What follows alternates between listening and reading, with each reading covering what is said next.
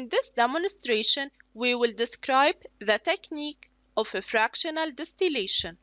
The fact that each alkane has a different boiling point gives a method for the separation of a crude oil into fractions containing alkanes of similar size, and this is called the fractional distillation. This is a fractional column. Crude oil will be heated to vaporize the molecules, and then the vapor will enter the bottom of the column. So here we have the vapor of molecules which will enter the fractional column. As the vapor passes up the column, it cools. Each alkane condenses when it's cooled to its boiling point.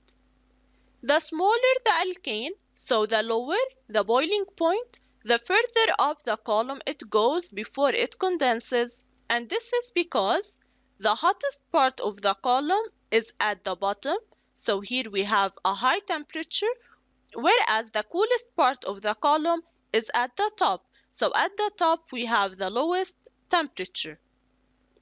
Again, the smaller the alkane, the further up the column it goes before it condenses. The smallest alkanes do not condense at all and pass out the column gas at the top. In this way, the crude oil is separated into a number of fractions.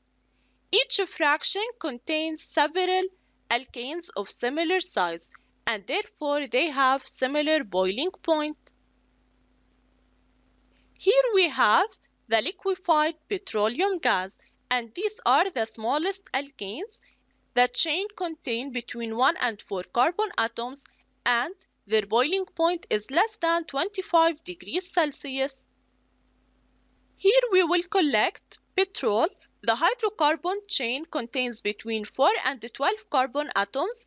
It's used as a fuel for cars, and the boiling point is between 40 and 100 degrees Celsius. Let's watch how petrol is collected in the lab.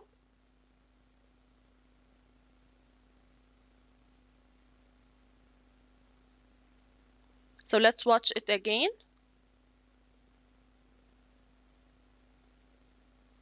So this is a fractional distillation apparatus. Naphtha is collected over here. The number of carbon atoms is between 11 and 15, and it has a boiling point between 100 and 150 degrees Celsius. It's used as a chemical feedstock.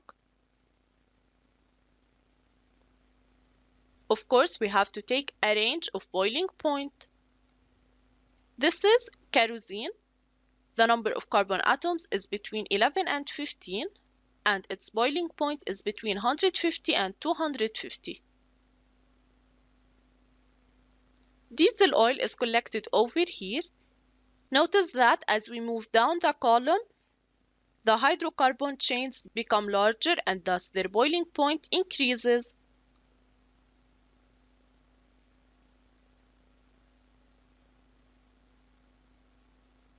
So the boiling point of diesel oil is between 220 and 340 degrees Celsius. Here we will collect mineral and fuel oils. Their boiling point is above 350 degrees Celsius, and we have between 20 and 40 carbon atoms in the chain. And finally, here we have the residue, which has more than 40 carbon atoms, and its boiling point is above 400 degrees Celsius.